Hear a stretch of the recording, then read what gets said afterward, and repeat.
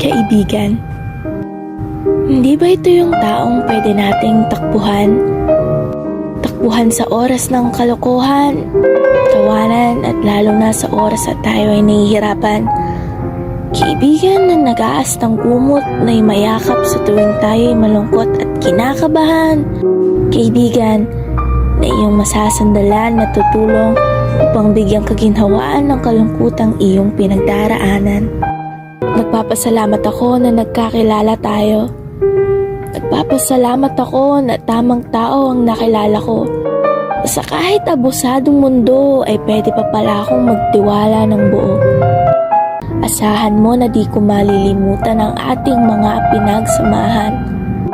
Dahil ito na'y nakatatak sa aking puso't isipan, mga memoryang aking babalikan dahil di ka lang basta kaibigan, kundi isang kapatid na di ko malilimutan.